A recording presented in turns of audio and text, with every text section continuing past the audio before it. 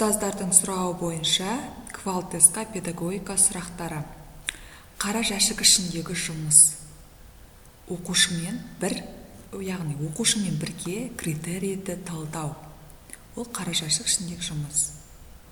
Екінші, оқушы үшін бағалаудың мақсаты табысқа жетуге бағыт беру. Бағалаудың мақсаты табысқа жетуге бағыт беру. Оқуды бағалаудың оқу үшін бағалауға ауыстырылу шарты бағалау сипатын өзгерту. Оқуды бағалаудың оқу үшін, бағалауға ауыстырылу шарт бізде бағалау сипатын өзгерту болып саналынады. Дарынды және талантты балалардың анықтау өлшемдерінің ішіндегі өз білімін жетілдіру өлшеміне сәйкес келетін балдарда көрініс табатын ерекшеліктер. Олар өздерінің оқуларын реттей алады, өз білімін жетілдіру деп тұр ғой, өздерінің оқуларын реттей алады, дарынды және талантты балалар. Егер бала ерте жасынан бастап ерекше қабілетіне ұзақ уақытқа ұстай алу қабілетін танытса, онда оны ең үздік оқушыны анықтау өлшемінің қайсына жатқызуға болады? Ұзақ уақыт болса, бізде шоғырлану деп атаймыз. Ренсули мен Райс бойынша дарынды және талантты оқушылардың білімін жетілдіру бойынша қызметтің бірінші кезеңі. Ренсули мен Райс жалпы зерттеу жаттығулары бірінші кезеңі. Сабақты зерттеудің мойындалған ерекшеліктерінің бірі демократиялы. Демократиялы сабақты зерттеудің мойындалған ерекшелігі. Сабақты зерттеу, lesson study тәсілінде зерттеу сабағы аяқталғаннан кейін жүзеге асыратын белгіленген құрылымы бойынша кезеңдердің бірі. Жүзеге асыратын бұл жерде келесі сабақты зерттеуді топпен бірлесе жоспарлау. Сабақ аяқталғаннан кейін бізде келесі сабақ болады. Сол арқылы есімізде сақтасақ болады міне. Сабақты аяқталғаннан кейін болып тұруы, бұл жерде келесі сабақ деп есімізде сақтауымызға болады. Сабақты зерттеу үдерісінде білім сапасын арттыратын белгілі бір тәсілді дамыту жолын анықтау үшін зерделенеді. Оқушылардың оқу үдерісі, зерттеу үдеріс деп тұр ғой, бұл жерде оқушылардың оқу үдерісі болып саналынады. Сабақты зерттеу тәсіліне қатысты дұрыс тұжырым. Зерттеу тәсіліне қатысты дұрыс тұжырым. Топты кәсіби ұйымдастыру үшін тәжірибесі бар мұғалім арнайы шақырылады. Сабақты зерттеген кезде дұрыс тұжырым бұл бізде топты кәсіби түрде ұйымдастырып, ары қарай тәжірибесі бар мұғалім шақырылады. Мұғалімдердің жаңа педагогика мәтініндегі акт қолдану тәсілдерін білдіреді, тәсілдемелерін білдіреді деген сөз мына жерде. Редакциялау үдерісінде ойлармен алмасу актіда қолдану жаңа педагогика. Редакциялау үдерісінде ойлармен алмасу, актіда редакциялау деген тақырып бар, соған жақсылап қарасаңыздар, бұл жерде түсінікті болады деген ойдамын. Оқу үдерісінің қалай жүретінін басқалардан гөрі жақсы біліп, өздерінің оқуын ретте алатындығы өз білімін жетілдіру.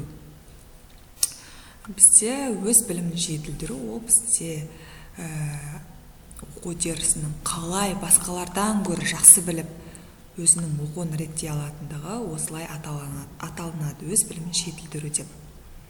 Оқуды жақсарту мүмкіндіктерін, сондай-ақ осы мүмкіндіктерді іске асыру әдістері мен түрлері анықтауға бағытталған бағалау түрі оқу үшін бағалау. Оқуды жақсарту мүмкіндіктері ол бізде оқу үшін бағалау. Сабақты зерттеудің бастапқы кезеңдері. Сабақты зерттеудің бастапқы кезеңдері топ мүшелерінің жұмысты бірлесе қайта жоспарлауы. Сабақты зерттемес бұрын ең бірінші кезеңі ол топ мүше. Топқа бөліп аламыз ғой. Топ мүшелерінің жұмысты бірлесе қайта жоспарлауы. Осылай есте сақтасаңыздар, естеріңізде қалады деген ойдамын. Мерсердің зерттеуіне сәйкес, ұжымдық әңгіме түсіну мен білім беру қол жету аясындағы табысты талқылауларды басымдылыққа ин болатын әңгіме түрі. Зерттеушілік әңгіме. Мерсердің ұжымдық түсіну мен білім берудегі талқылау бізде зерттеушілік әңгіме болып саналады. Мерсер зерттеуіне сәйкес зерттеушілік әңгіме. Ең үздік оқушыларды анықтаудағы икемділік сенімді өлшемінің сипаттамасы. Ең үздік оқушылар басқаларға қарағанда ойлау қабілеттері жақсы ұйымдастырылған. Оны біз білеміз, ең үздік оқушылар солай болып қалыптасқан. Оқып үйренуге деген уәжін қиынырақ ойын мен тапсырмаларға ұмтылу арқылы арттыра, оқушыны анықтайтын өлшем күрделілікке және сүйіспеншілік деп аталынады. Яғни қиынырақ деп тұр ғой, ол бізде күрделілік және ұмтылу арқылы ол сүйіспеншілікті анықтайтын өлшем. Бағалау мақсатында жүргізілген қадағалау нәтижелерінің интерпретациясы. Алынған мәліметтерді мәнін анықтау. Яғни бағалау кезінде жүргізілген нәтижелер бізде алынған мәліметтердің мәнін анықтайды екенбіз. Сабақты зерттеу тәсілін жүзеге асырудағы бастапқы кезең сабақты бірлесіп жоспарлау. Бастапқы кезең бізде сабақты бірлесіп жоспарлаймыз. Оқушылар мен мұғалімдерге білім, түсіну және дағды туралы хабар беруді көздейтін бағалау мақсаты кері байланыс. Білім, түсіну деген, дағды деген бұл бізде кері байланыс болып саналынады. Ақпаратты коммуникациялық технологияның дамуы арқылы анықталатын өріс, оқыту, әдістер және технологиялық тәсілдер. Ақпараттық технология дегенде бізде оқыту, одан кейін әдістер және технология деп тұр ғой, технологиялық тәсілдер деп есімізде сақтасақ. Әлеуметтік танымдық және аффекттік компонент үйлесімі. Мен тұжырымдамасы. Бұны әлеумет болғасын, ол танымдық ретінде мен тұжырымдамасы қолданылады. Оқушы қалай ойлайтынын, оқитынын қадағалау, бақылау, осы ойлау нәтижелерін оқу дерсіне сапалы пайдалану үдерісі метатану. Метатану дегеніміз ол көбіне ойлау, оқушының қалай ойланатынын қадағалау, бақылау бізде метатану болып саналынады. Балалар өздерінің сенім, біліміне сүйеніп, пайымдау жасай алады деген түсінікке негізделген оқыту ортасы. Оқушыға бағдарланған. Яғни балалар өздерінің сенімін, пайымдау деген түсінікке негізделген оқыту ортасы бізге оқушыға ғана бағдарланған.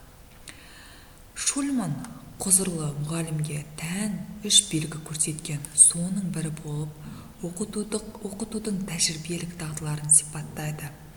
Оқушылар білім бағалау, ынталандыру, сабақты жоспарлау әдістемелерін меңгеруі.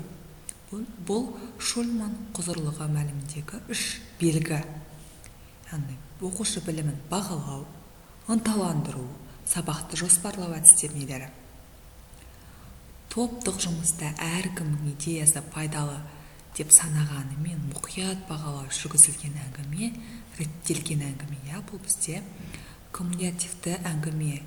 Кумулятивті әңгіме бұл топтық жұмыста әркімнің идеясын пайдалы деп санағанымен мұқият бағалауды жүргізетін әңгіме бұл кумулятивті әңгіме болып саналынады. Яғни кумулятивті дегеніміз топпен жұмыс істеп те есте сақтасаңыздар, есте қалады деген ойдамын. Баланың білім дағды, білік және өз бетінше әрекет ету мүмкіндіктерінің дамуына қарай орнатылатын, нығайтылатын, бөлшектенетін уақытша құрал бізде көпіршелер. Көпіршелер дегеніміз баланың білім дағды, білік және өз бетінше әрекет ету, яғни құрал ғой, уақытша құрал бізде көпіршелер. Оқушылар мен мұғалімдерге жетістіктер мен даму туралы хабар беруді көздейтін бағалау мақсаты. Кері байланыс ұсыну. Оқушылар мен мұғалімдерді жетістіктер мен даму туралы хабар беруді бағалау мақсаты кері байланысты ұсыну. Оқушылар мен мұғалім арасында әрине жетістікке байланысты кері байланыс жүргізіліп отырады. Оқушыларды жетістіктер үшін марапаттау жүргізудегі бағалау мақсаты уәж. Уәж дегеніміз, яғни оқушылардың жетістіктері үшін марапаттау. Оқушылардың тақырып бойынша нені түсінбегенін анықтау үшін бақылау алып, қателерді түзетудегі бағалау мақсаты. Оқудағы қиындықтарды анықтау. Яғни, нені түсінбеді, ол бойынша бізде оқудағы қиындықтарын анықтаймыз. Яғни, оқушы түсінбесе, оның қиындығы туралы жұмыс жасаймыз. Бағалау арқылы оқуды жақсарту үшін енгізілуі тиіс 5 түйінді фактордың бірі. Оқушыларды өзара бағалауға араластыру. Яғни, бұл бізде оқуды жақсарту үшін 5 фактордың бірі. Оқушыларды өзін-өзі, яғни кез келген оқушы өзін-өзі және өзара бағалайды. Дарынды және талантты балаларды анықтауды жоспарлауға көп уақыт жұмсап, бірақ жоспарды тез жүзеге асыра алумен ерекшеленетін оқу өлшемі, ойлау қабілетінің жылдамдығы. Дарынды және талантты балалар өзінің белгілі тез жүзеге асырылуы бізде ойлау қабілетінің жылдамдығына байланысты. Өзгелерге қарағанда өзінің оқуының қалай жүретінін жақсы білетінін және оны реттей алатын оқушы сипатына сәйкес келетін өлшем. Өз білімін жетілдіру. Бұл жаңа сұрақта қайталанды. Өзгелерге қарағанда өзінің оқуын қалай жүретінін, яғни өзі реттей алады, бұл өз білімін жетілдіру болып саналынады. Мұғалім мен ересектерді түсініктеме беруге жетелеу дарынды және талантты оқушылардың қай сипаттамасына тән табандылық таныту. Мұғалім мен ересектерді түсініктеме беруге жетелеу бізде табандылық таныту. Талантты деп тұр ғой. Табандылық деп те есте сақтауға болатын сияқты. Бұл мен үшін кішкене күрделі сұрақ, Мұғалім мен ересектерді түсініктеме беруге жетелеу дарынды және талантты оқушылардың қай сипаттамасына тән табандылық таныту. Сабақты зерттеу тәсілінің қажеттілігі, оқу сапасын арттыру. Сабақты зерттеу тәсілінің қажеттілігі, оқу сапасын арттыру. Сабақты зерттеу тәсілінің аясын зерттеу сабағын жоспарлауда ерекше мән беріледі. Бақылаудағы оқушылардың сабақта өтілетін материалды игеру. Яғни сабақты зерттеу тәсілінің ерекше мән берілетіні бақылаудағы оқушылардың сабақта өтілетін материалды игере білу. Сабақты зерттеу тәсілінің демократиялық ерекшеліктерінің бірі зерттеу үшін бүкіл топ өзіне жауапкершілікті алады. Яғни демократия деген соң, бүкіл топ өзіне жауапкершілікті алады. Жапонияда сабақты зерттеу әдістері барлық мұғалімдер үшін жүйелі түрде жарияланады. Жапонияда барлық мұғалімдер үшін жүйелі түрде жарияланады. Білім алушылар өздерінің оқудың қандай сатысында тұрғанын, қандай бағытта даму керектігін анықтау үшін жүргізілетін бағалау, оқу үшін бағалау. Бұл да жаңа қайталанды. Бұл сұрақ, яғни білім алушылар, яғни оқу үшін бағалау қажет етеді. Оқушылардың білім алуын қолдау үшін қойылатын сынақтан өткізу сұрағы, осы айтқандарыңызға мысал келтіре аласыз ба деген сұрақ екен. Оқушылардың білім алуын қолайлы үшін қойылатын сынақтан өткізу сұрағы, осы айтқандарыңызға мысал келтіре аласыз ба деген сұрақ қойылады. Оқушының бейімділігін анықтау үшін білім, дағдыларын тексеру жүргізудегі бағалау мақсатын көрсетіңіз. Болжау және сұрыптау. Яғни бейімділігін анықтау үшін болжаймыз және сұрыптаймыз. Оқушы өзіндік мақсат қылып, төмен дағдыға жоғарғы міндет қойылған шақтай ойлану. Яғни өзіндік төмен дағдыдан жоғарғы міндетке бұл ойланады оқушы. Өзіндік мақсат ойлану. Түрткі болу сұрағын көрсетіңіз. түрткі болу. Кешегі сабақта қандай мақсат мәселелерге тоқталды? Түрткі болу сұрағы, яғни кешегі сабақта қандай мақсат, яғни мақсат деген сөзді миыңызда тоғып алыңыз. Мақсат мәселелерге тоқталды. Оқушыға тапсырманы орындауға кеңес берілмеген. Оқушы қабілетті жетіп тұрса да, тапсырманы орындай алмады. Фейвел, өнімділік тапшылығы.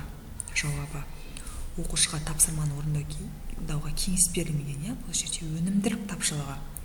Жаттап алынған білімді анықтауға арналған сұрақ, төмен дәрежелі.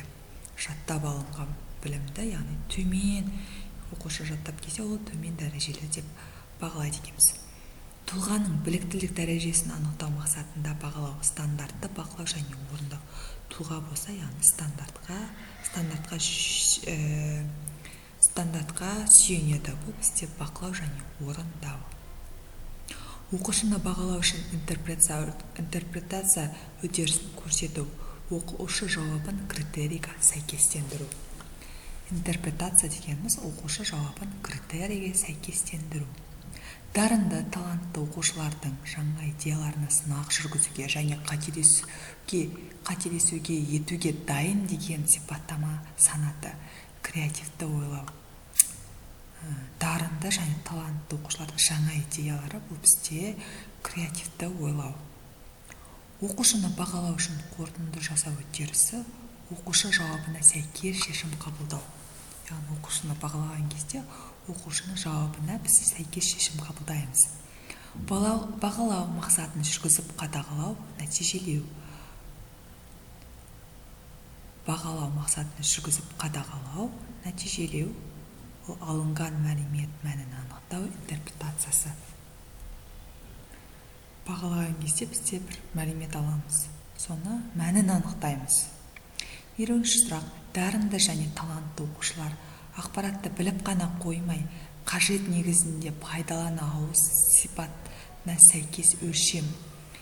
Дарынды және талантты оқушылар ақпаратты ғана біліп қоймайды екен, оны пайдалана алу сипатына сәйкес өлшем, есте сақтау және білім. Дарынды және талантты оқушылар өз есте сақтауы және білімі жақсы болады. Осылай есімізде сақтап алсақ болады. Назарларыңызға рахмет. Келесі жолы 50-ден ары қарай сұрақтарды талдаймыз.